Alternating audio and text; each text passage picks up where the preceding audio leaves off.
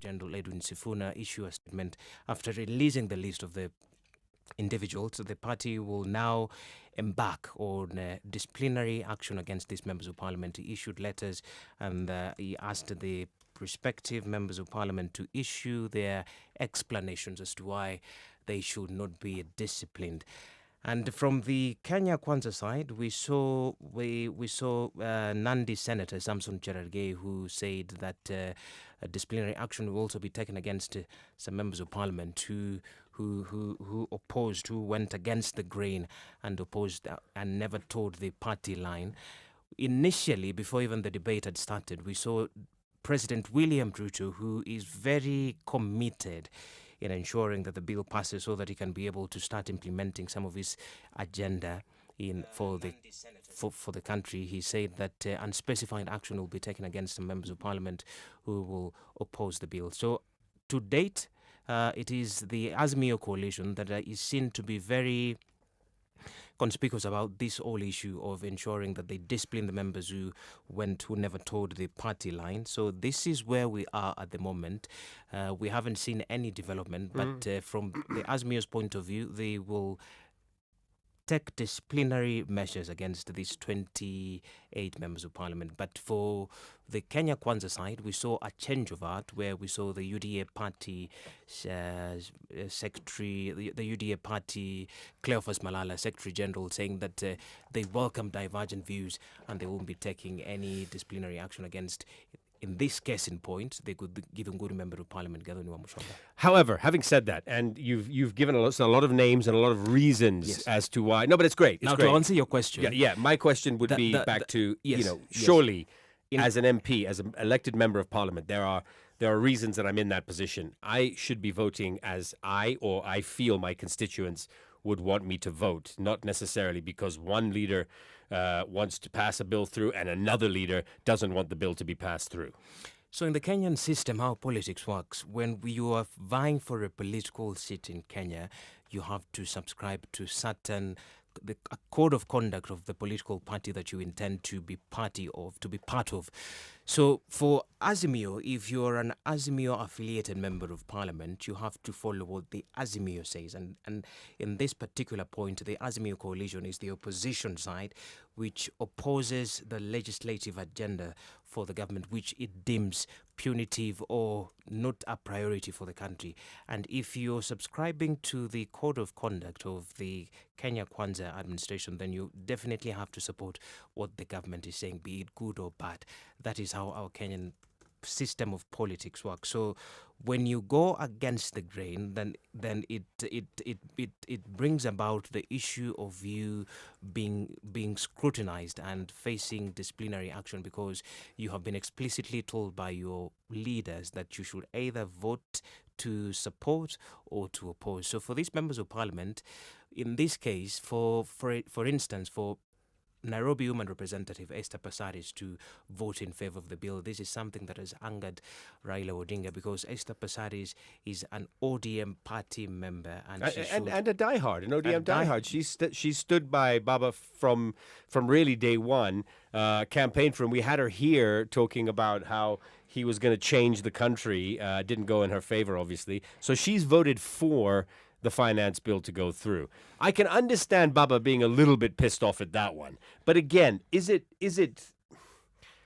mandatory that because I belong to Party A, I've got to vote in favor of bills that Party A is trying to pass or against bills that Party B is trying to pass? That is what is expected, but at the end of the day, these members of parliament have their own mind. They can decide whichever way they choose to vote because at the end of the day, they're responsible to the electorate who voted for them to represent their affairs in the National Assembly. And this is what President William Ruto was telling the Azimio members of parliament who have been issued with these disciplinary notices, letters, that they should not fret because they have been issued letters. They should be answerable to their constituents, to the electorate who put them in power.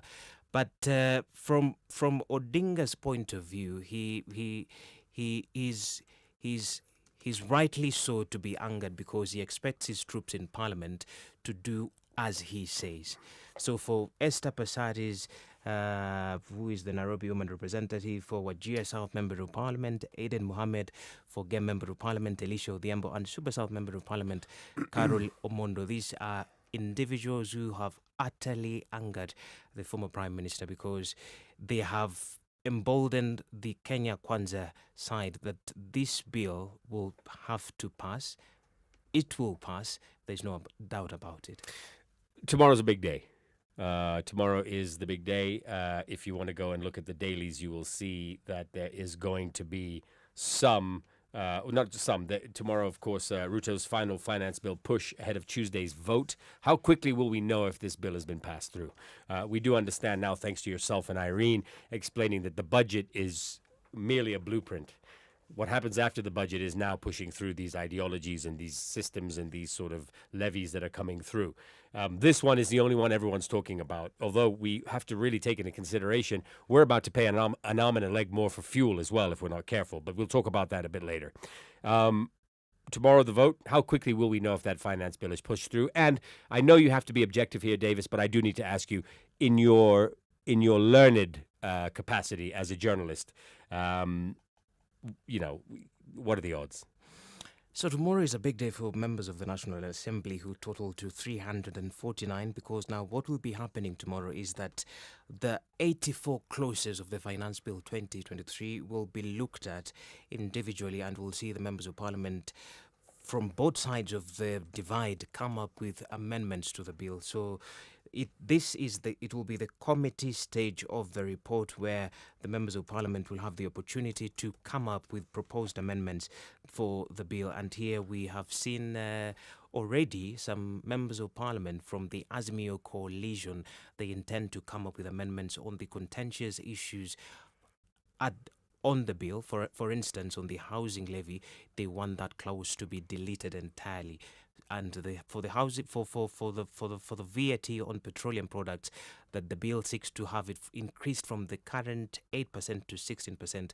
The members of Parliament from Azimio wants it also to be deleted in its entirety. So it is a big day because we will see another heated session where now the Kenya Kwanza members of Parliament and Azimio MPs will clash as they look at some of these clauses individually, which now, after the debate, which is not expected to end tomorrow, because these are 84 clauses and we expect the members of Parliament to come up with different amendments. So the soonest, the earliest we can see a final vote being taken on this bill is probably on Thursday, because the bill has a lifespan of 30th June up to until the 30th of this month.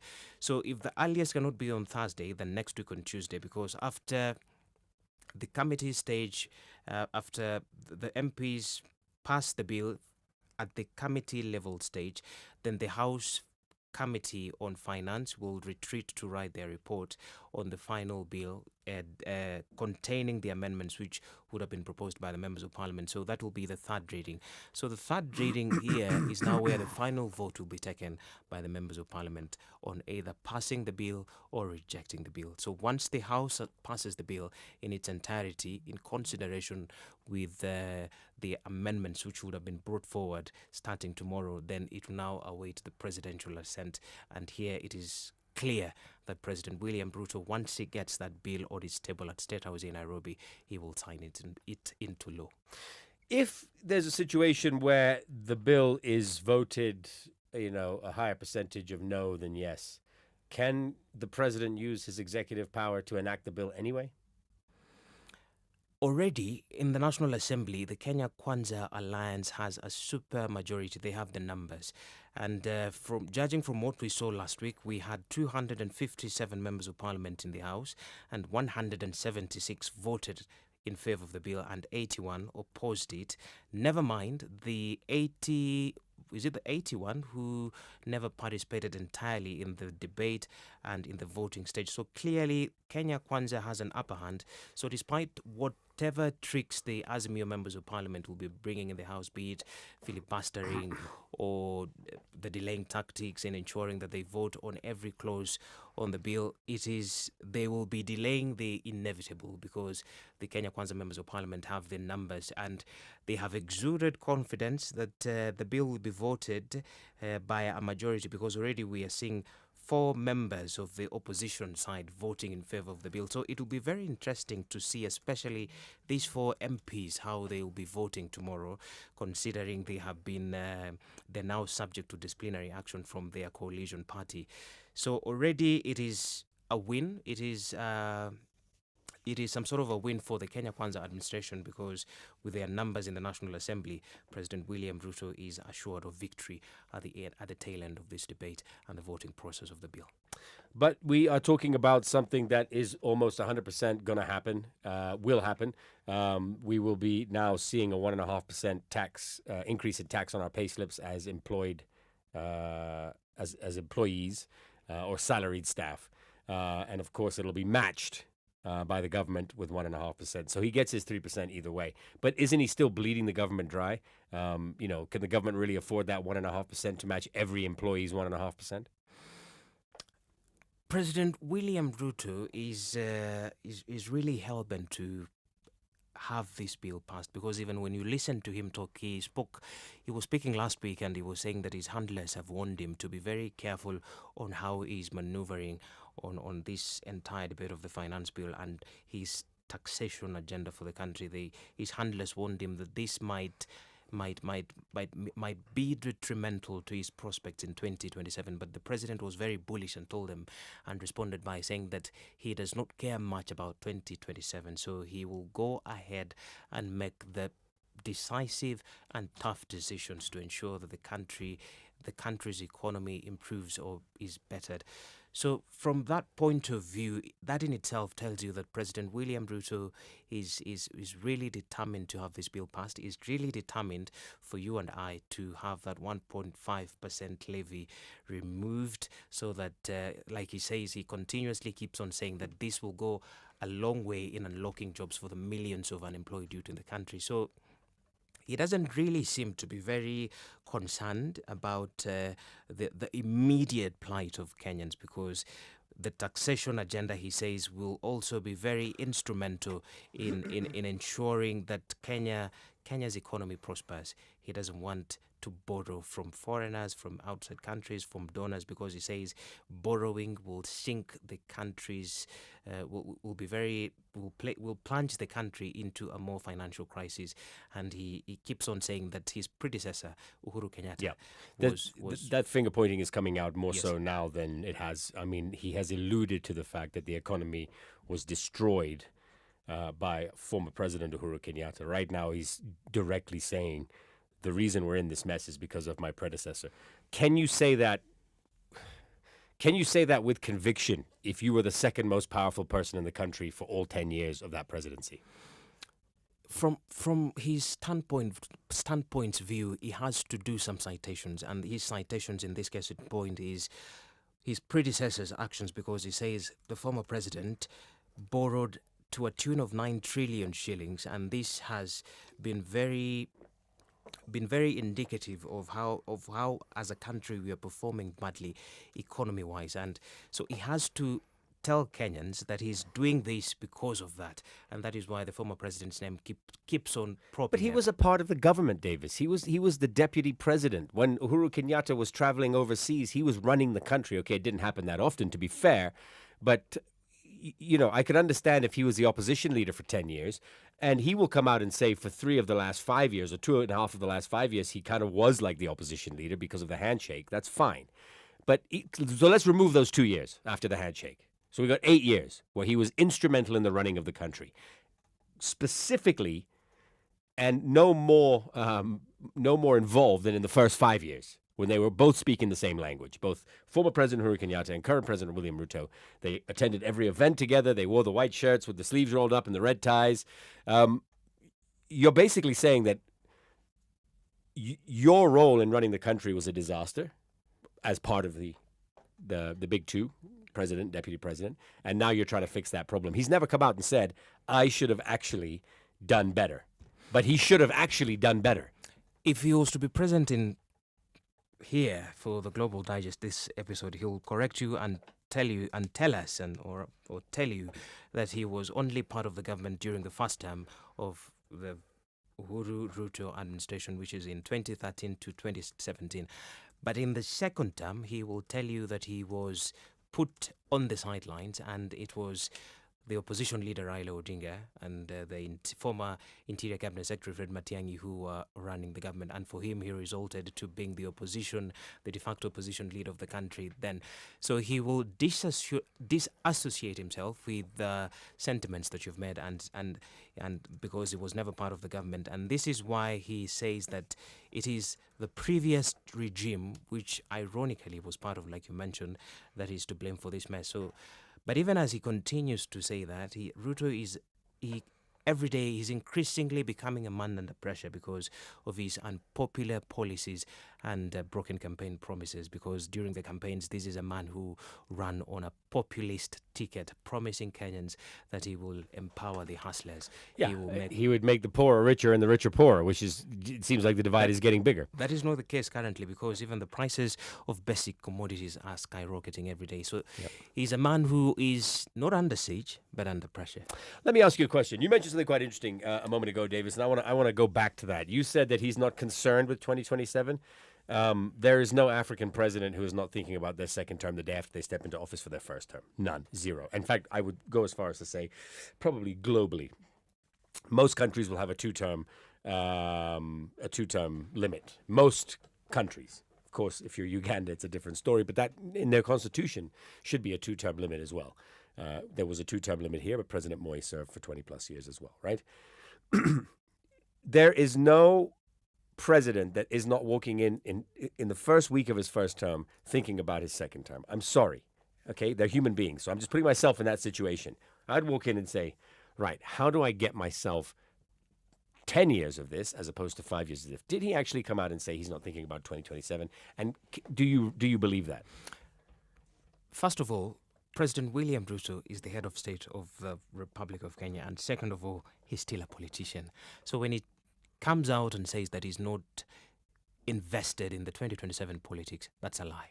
This is a politician speaking to the masses, but deep down he knows that 2027, the politics of 2027 will be pegged especially on the issues that he's doing at the moment. The unpopular policies, this finance bill 2023 will form the bulk of the campaign in 2023. And the other day we were having a conversation in the newsroom. We were saying it will be a big blow for him, especially if this housing agenda of his gets to an off start, and then when it comes to 2027, Kenyans won't be seeing houses. Then this definitely will be a big blow for him. He will go down in history, in Kenyan history, as being Kenya's first-term president, not securing a second term. But also this is pegged on how the opposition coalition will be strategizing on ensuring that in 2027 they have a watertight ticket, they have a strong candidate who is appealing to Kenyans, and that will be very instrumental on how the 2027 politics will play out. Okay, you've given me two talking points as we wrap up this topic. Number one is obviously going to be what is a time frame for the housing, the low-income housing? What time frame is he given? That's number one. Second thing I'm going to ask you is, even if a president doesn't, a sitting president, the incumbent, if you will, doesn't win an election, doesn't he anyway win an election? In Africa. All right. So your question number one, I'll respond by saying that how he intends to, he hasn't been very clear on the implementation process of the housing agenda, but it will be clear, I believe, once the finance bill gets to sail through, and once the members of parliament in the National Assembly get to approve the budget and appropriations bill. We saw last week the Treasury Cabinet Secretary tabled the 3.6 trillion shillings made in budget of the president. So once all these things of legislation are over in Parliament, I think it will be very certain Kenyans will be able to know the timelines for this housing agenda and how the messaging will be done for the process to begin will be very crucial because it will determine the success or failure of this project, which Kenyans are eagerly awaiting to see whether it will indeed yield result. But from the point of views of from where the president sits, he says once it starts to be implemented, millions of Kenyans will get to be employed. But the opposition side and many Kenyans think this is a facade. Okay, we're wrapping up this topic quickly. Realistically, this is a 2-term project, the low-income housing, realistically, right? Because, first of all, the bill hasn't even gone through and passed through Parliament yet. So let's assume that happens tomorrow. Then implementation phase, planning phase, tenders go out. That's another year, thereabouts. So you're looking at 2024, mid to end of 2024, right? This project breaking ground end of 2020. I'm being very, very generous here in terms of time. It'd probably take longer. Breaking ground end of 2024. Oh, they've already broken ground in some areas, I guess. And then construction begins in 2025. We have an election in 2027, right? We have campaigns before the elections. Yeah, the last 2 years of every presidency, every presidency in Kenya is campaigning. Yeah. So if he's going around the country saying this pile of dirt here is going to be this housing unit, and this pile of dirt here is going to be that housing unit, are Kenyans going to go, but where's the housing unit? Where's the low-income housing? Wasn't that supposed to happen during the first term? I think that this situation, if you really think about it, and I think you mentioned it earlier on in this discussion, this is a make or break for him. This is a make or break for him, and this is probably the reason he's so adamant about getting something going in the quickest time possible. There are many things which are currently happening in the country. Recently, we lost some KDF soldiers in the northern part of the country. And then we also have other issues, of course, never mind the high cost of living. But when you listen to the president speak, the housing thing seems to be a major priority for him, because when he previously told us that his administration will be building, correct me if I'm wrong, 250,000 housing units every year. So, and this, I think up to date, they have only done, is it 50 or less, 50,000 housing units or less. So this will be a very instrumental, will be a determining project for him, whether he will ascend to power in 2027. So how he intends to implement this project will be it is up to him to decide if he really wants complete success. And the thing is, we are speculating that sooner or later there will be some cabinet reshuffle, because even when you try to find the Housing and Planning Cabinet Secretary, Zakaria Njeru, this is a man who is nowhere to be found, and he is not really conspicuous when it comes to this housing agenda. We are only seeing more of the Principal Secretary, Charles Hinga, and a few government officials, and mostly members of parliament, who are speaking the same language that the president is speaking. So for this project really to become a success, he needs to put people who really believe in it, people who talk about it every day, people who need to convince Kenyans that this project is doable, it can be done, Kenyans can have houses, and Kenya as a whole will be urbanized in the next few years to come. Right, and that is alongside the dream of Vision 2030 to become a middle-income economy. Absolutely. We are, by the way, for Mugo Kibati and all those who put Vision 2030 together around a decade ago, do you realize we are literally 6.5 years away from Vision 2030 being realized? And I haven't seen a lot of those promises. And still much has been done. Not much has been done, yeah. All right, the time now is 1 minute past 7 with KCB, the official financial partner of the 2023 WRC Safari Rally from the 22nd to the 25th of June in Naivasha. Dial star 844 hash today and get the Lipa na KCB till 522-523 to receive payments for free. Feel the roar with KCB Bank, for people for better, regulated, of course, by the Central Bank of Kenya. We take a quick break. We come back and we get into the next area of discussion. Sudan rejects Kenya's mediation team on crisis, but Kenya insists process is on. Tanzania now shaken by a Shakahola-like story.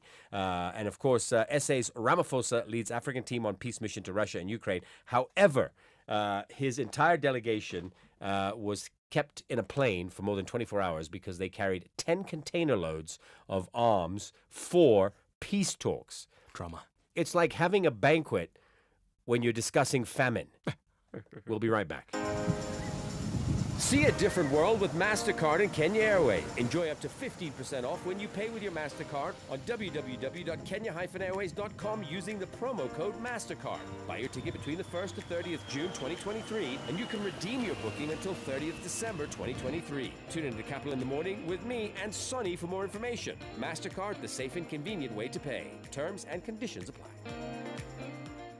Your African hair is your crown, and Ashanti Q Hair Care is here to make the African queen in you wear it with confidence. Ashanti Q Hair Care is a range of hair care products made specifically for African hair with natural ingredients and essential oils such as coconut oil, argan oil, raw shea butter, castor oil, moringa oil, olive oil, and vitamin A and E that restore moisture, regenerate growth, and style hair to perfection. Ashanti Q Hair Care has products made specifically for natural hair which contain no parabens, phthalates, or mineral oils. The products include sulfate-free shampoo, moisture lock conditioner, treatment mask, no crunch curling gel and curling butter, growth cream, soothing cream, and finishing hair serum.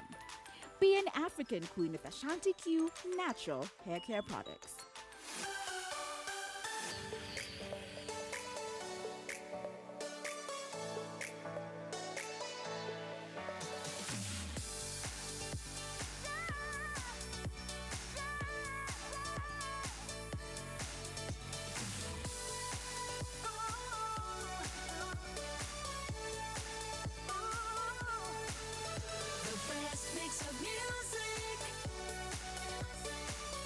Capital FM.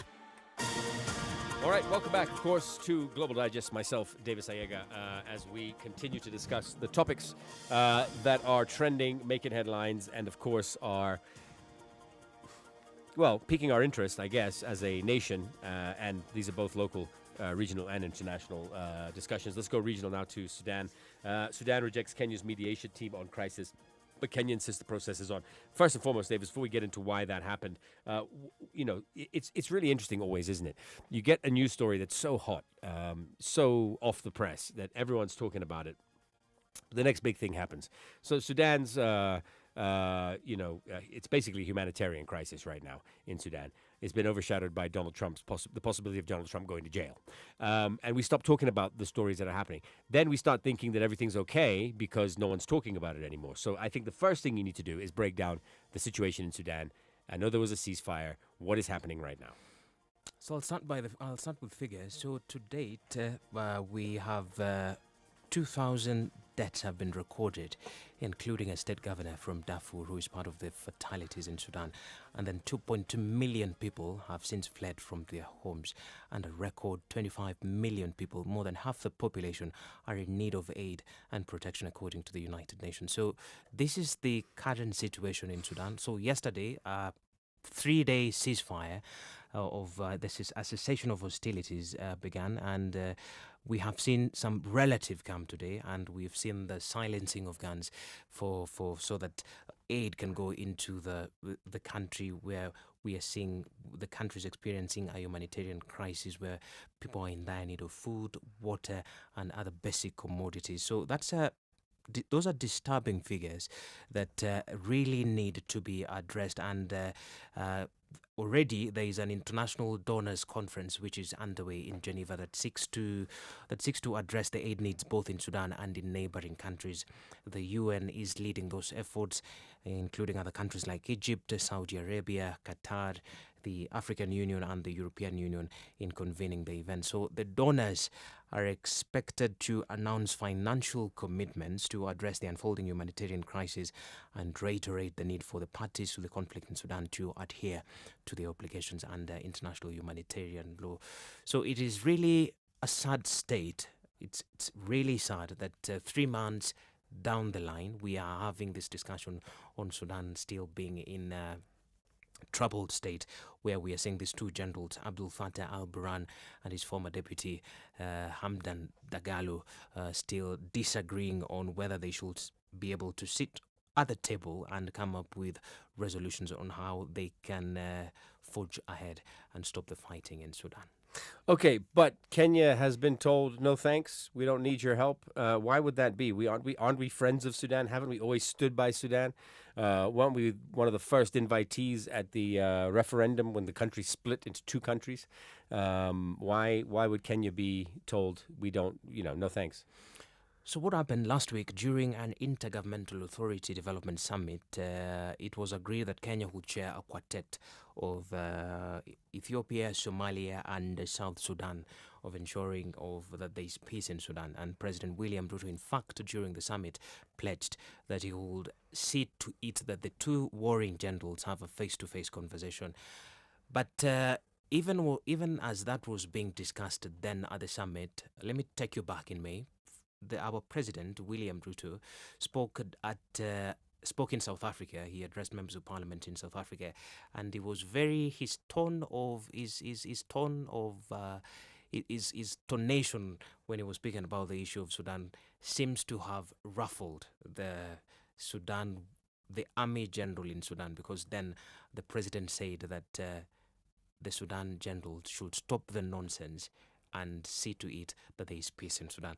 This is what he had to say before we continue with this discussion. The generals in Sudan are bombing everything. They are bombing roads, they are bombing bridges, they are bombing hospitals, they are destroying airports, using military hardware bought by African money. Just imagine. We need to tell those generals to stop the nonsense. Military capacity is for fighting criminals and terrorists. It is not for fighting children and women and destroying our own infrastructure. Okay, so he's come out to say that the situation needs to stop. He seems to have pinpointed and highlighted one particular faction, one side of the conflict, right? And this is what's caused this need now for the Sudanese government to say, we don't want Kenyans here to mediate this situation. The messaging is spot on, but it is the tone and the use of words, especially the use of the term nonsense, because a diplomat will tell you that some certain words, including the nonsense word, is not really a word you should be able to using if you are the person who is seeking to be a mediator in a conversation that seeks to bring peace. So the side of the army general, the military general, is however reported saying that he prefers South Sudan President Salva Kiir to replace Ruto as the head of the IGAD mediation team on the Sudanese conflict. So this was reported, and our Kenyan officials came out immediately and say that the process will go on unhindered, because it is IGAD that gave President William Ruto the mandate to ensure that there is peace in Sudan. So until to date, we are not seeing a clear communication. A clear communication has not been brought forward on how the process will continue. But as things stand, the IGAD peace process will be chaired the IGAD peace process in Sudan will be chaired by our president, William Ruto, who is expected to ensure that these two warring generals are brought to the table and the two generals come up with their different proposals on how the cessation of hostilities can be attained. Shouldn't that be former President Uhuru Kenyatta as the special envoy to the African Union? Doesn't he have some position like that where he goes into conflict areas and he helps to mediate? Shouldn't he be the one doing it? I think from the IGAD point of view, it is the head of states, the sitting head of states, who are mandated to ensure that the peace process in Sudan gets to go on well. For the former President Uhuru Kenyatta, he has other duties to ensure his peace envoy roles duties in Africa. But for this particular one in Sudan, it is President William Ruto who has been mandated by the IGAD to ensure that the process goes on smoothly and that the two warring generals get to sit at the table. But one thing for sure is that there needs to be peace in Sudan. The generals have to agree on which forward the nation needs to take. Okay. But interestingly, again, last week, political scientist and international relations expert Dr. David Matsi-Matanga wrote a very interesting article. He said that the Sudan war is a proxy between America and Russia. All right, fine, fair enough. Thought. But that has been trending quite a bit recently, that one side is obviously pro-American, the other side's pro-Russian, and both are being funded. And the international, certain areas of international press have said that this war is a war between the two countries. It's got nothing to do with Sudan at all. But there is gold in Sudan, and there is the Wagner Group in Sudan, which is the Putin-backed mercenaries. And Russia is looking for an inroad into Africa, which we're going to get to shortly. But before we get to that, which is our last topic, let's get into the Shakahola version, and I'm sorry, I'm not making light of this, the Tanzanian version of the Shakahola situation. Before you start telling us this story, are we likely to see more and more of these cropping up over across the region than across the continent? I think some of these things are happening. It's just that the difference is they haven't been brought to light, because even here in Kenya, it took us a while for this story to be brought to light. So for the Tanzanian people, last week the authorities there arrested 2 church leaders for allegedly detaining dozens of sick people while promising to heal them through prayer and traditional herbs. So clearly this mirrors the Shakahola incident, which is happening in Malindi, and it's a sad story indeed, because to date in Shakahola we are seeing the total number of fatalities has risen to 336. 95 survivors have been rescued, and a staggering 613 people are still missing, even as the detectives continue to comb the vast forest, the Shakahola forest, in search of more bodies and survivors. So in Tanzania, the more than 100 people were being kept in mud-walled huts with brick beds built around the church in a place called Nyahiminza village, Miswingwi district in the northwestern region of Mwanza, with no medical treatment or food being provided. Some had been there for up to a month, and they were required to find food for themselves until they fully recovered. So really the difference between the Tanzania case and Kenyan case is the reaction of the authorities in Tanzania, because it was a tip-off from members of the public that prompted the Tanzanian authorities to act immediately. But here in Kenya, it took us months, sadly, for the authorities to act on the Shakahola story. So that is the two distinguishing difference between the Tanzanian incident and what is happening in Kenyan Shakahola. If you look at the dailies today, we're going to go back to Tanzania, but there was an article, one of the headlines, one of the front pages of the daily said that the authorities knew of some of the deaths long before this incident came to light. And even issued certificate for burial permit. But raised no red flags. This in itself should tell you that there was certain government officials who failed Kenyans in ensuring that the Pastor Paul Mackenzie, who is the prime suspect in this cult, doomsday cult, was allowed to prosper with his activities. So by the fact that there are reports that Kenyan authorities issued permits for burial of some of the victims in Shakahola, this is a big issue which really needs to be dealt with. But sadly to date, our very own President William Ruto is not really vocal about this Shakahola issue. We're only seeing our Interior Cabinet Secretary, Professor Kithure Kindiki, who is speaking about it, and yesterday over the weekend he said that the government will not backtrack on its intention to regulate churches here in Kenya.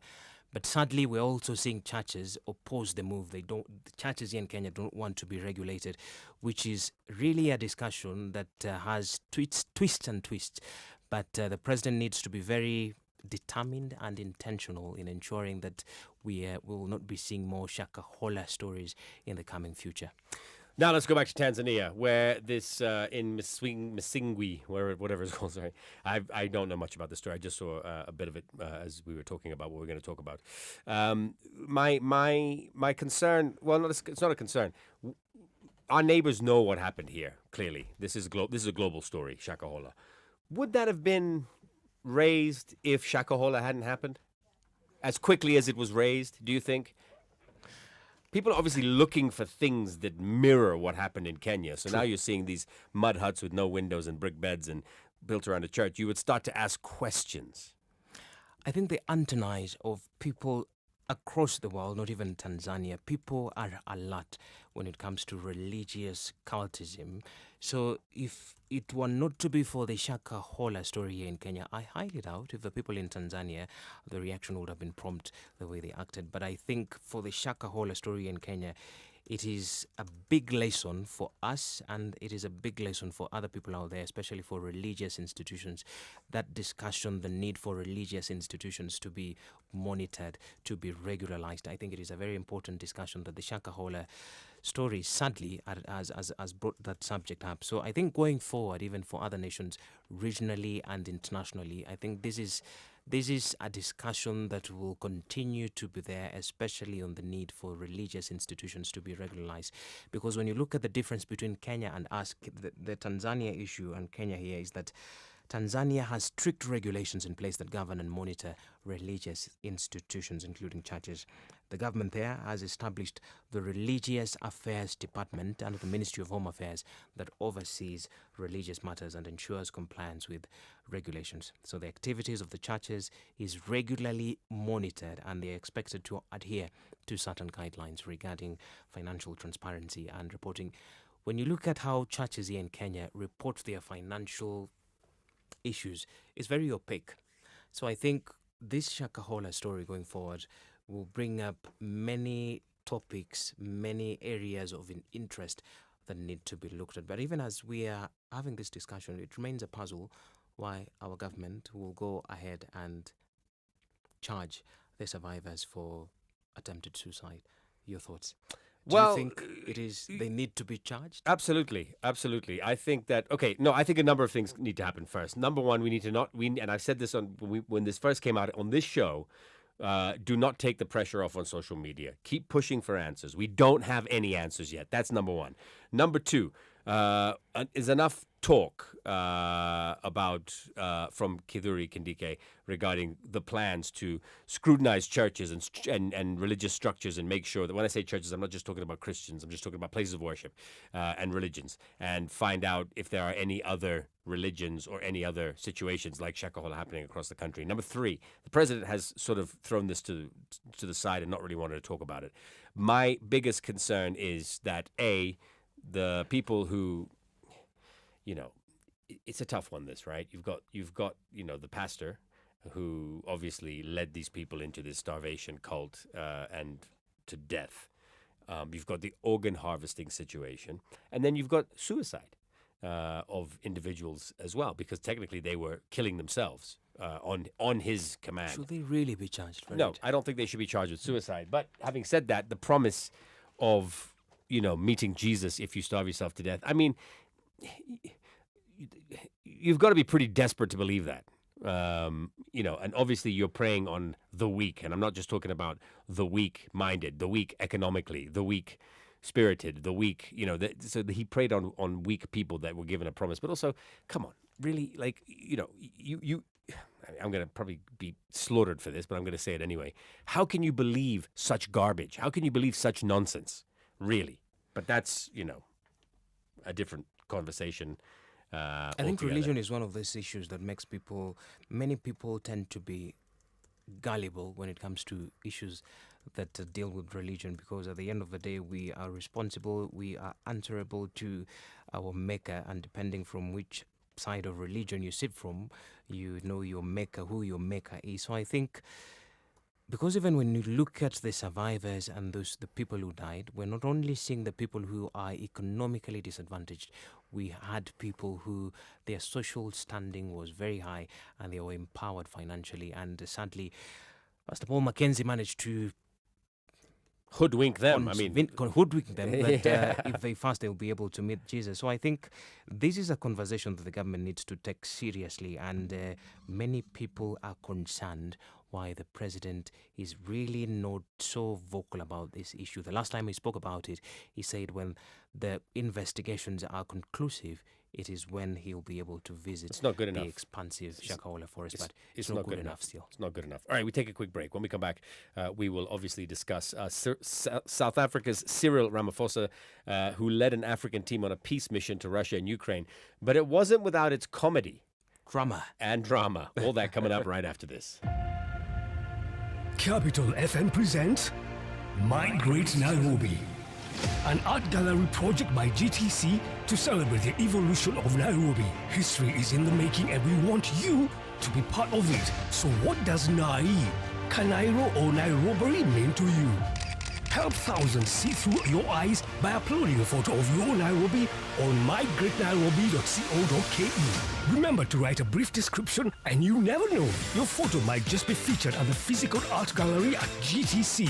My Great Nairobi. Brought to you by Capital FM and GTC.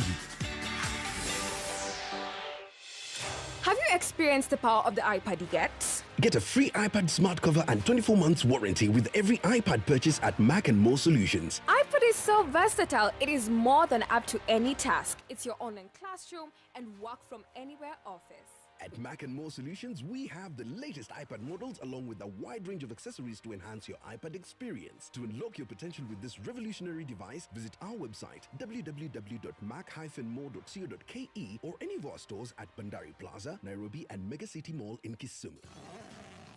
Remember this moment at the WRC Safari Rally 2022? Now with Rally Italia Sardinia done, focus now shifts to the WRC Safari Rally, which is the 7th round of the World Rally Championship, and it's set to be held from the 22nd to the 25th of this month in Naivasha. Sponsors have pumped in millions of shillings into the global event, with Toyota being the latest entrant with a boost of 32 million shillings, and that adds on to KCB's 150 million shillings, something that the Cabinet Secretary for Sports Ababu Namwamba welcomed.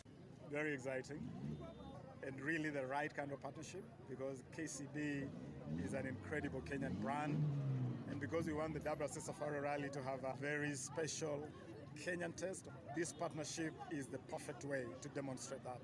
And I really, really want to applaud KCB for that. Get ready for the 2023 rally action, adrenaline, and thrills on 98.4 Capital FM, where sports is taken seriously.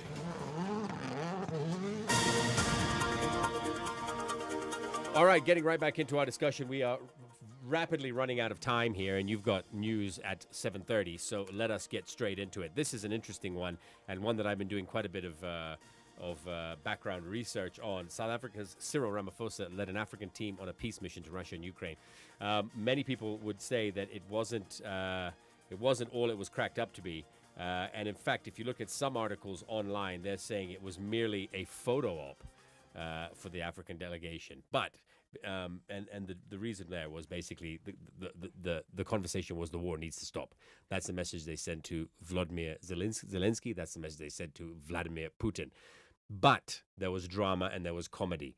The security team of Cyril Ramaphosa decided to cart in 10 container loads of weapons, which is their normal catchment of weapons they travel with.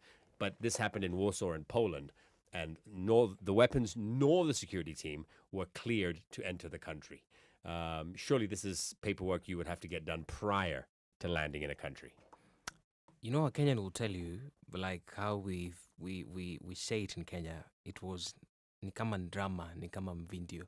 That is what really happened. That was witnessed in this delegation's visit to Ukraine and Russia. So the delegation of President Cyril Ramaphosa was detained, like you've rightly put it, at Poland, and this delegation that was put in was in the plane and was not allowed to disembark. Was comprised of journalists and officers attached to the president. So the Poland officials say that they were never given information about some of the details, some of the weapons that were on board, and some of the clearance issues that pertain some individuals. But the South African officials said they had done due diligence and provided everything. And that was the other bit of the drama. And then the other drama was when President Ramaphosa was meeting the Ukrainian President Zelensky, Russian president fired missiles in Kiev. So really, it was a dramatic journey for this delegation, because the two things happening concurrently was really something that was of interest.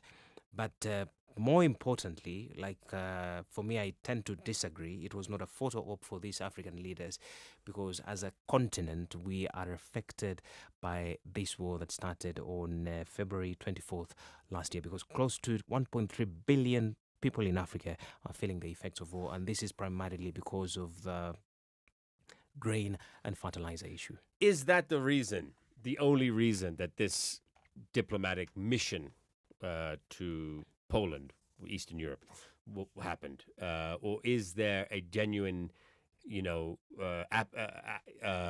empathy to have this conflict resolved so that Ukraine can go back to normal, or whatever, the closest they can get to normalcy? Totally. Or is it just about grain and the fact that we're struggling and the fact that inflation has gone through the roof and the economy's hit because we don't get this grain?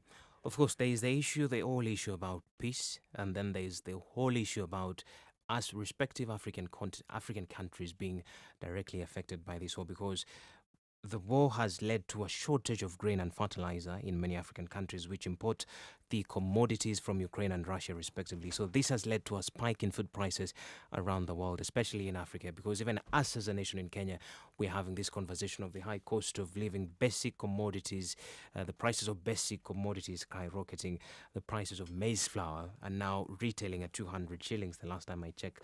So for Ramaphosa to lead that delegation, I think it was a bold move. And even him today, he lauded the delegation, saying that there was positive reception from the part of Zelensky and from the part of Putin.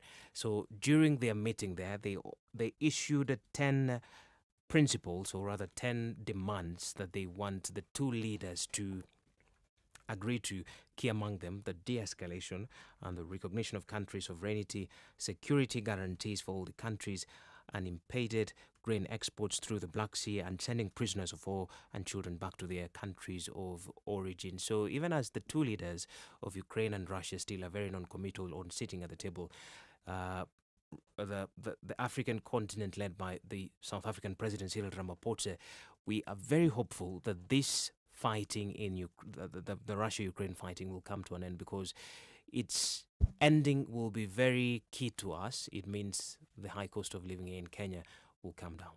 But having said that, does there look like, I mean, did they make any headway with this diplomatic mission to Poland? Did the African contingent make any headway? Besides the positive reception, there hasn't been much, because the 10 proposals which they issued have not been met to date. So Ramaphosa, when he spoke today, he said he's only hopeful that the two leaders would agree to some of the demands that they issued. And we saw it was very strange, because for a very first time in a very long time, we saw the Russian President Putin having a very close interaction with the African leaders, which we haven't seen in a very long time, when he meets other leaders. And the delegation's visit to Ukraine and Russia comes at a time when the International Criminal Court has issued arrest warrants against Putin. So it will be very interesting to see what actions the South African officials will be taking when Putin will be attending, if at all he will be attending, a BRICS summit, which is slated for August. But the South African officials have been very clear that they haven't been very clear on what actions they will be taking once the Russian President Vladimir Putin visits South Africa. Is that happening? That was going to be my last question. You got 30 seconds. Is the BRICS summit, is Putin's visit to South Africa for the BRICS summit happening? The Russian officials haven't confirmed, but South African officials, they have been very cagey on what actions they will be taking once Putin arrives in the country. But what is for sure is that the South African officials, the South African administration, has been accused of being sympathetic to Russia, and up to date they haven't been very they haven't sent out a strong message condemning the war in Ukraine. All right, thanks very much. That's going to wrap it up for us here on Global Digest. A great conversation once again. Davis, thanks so much for your input, as always. See you back here next Monday. Up next, we got Charles on the Hype, and we will see you back here. I will see you back here anyway tomorrow morning at 6 a.m. The time now is 7:30. The best mix of music, Capital FM. Capital News Beat. Health Cabinet Secretary Nakumincha suspend officials over NHIF fraud story. Media stakeholders fault CS Kuria over attack on media, and 12 petitioners seek Wetangula ouster challenge Azmio MP's defections. Good evening. I'm Davis Ayega. Health Cabinet Secretary Susan Nakumincha has suspended 9 National Hospital Insurance Fund branch managers accused of defrauding Kenyans. The suspension of the officials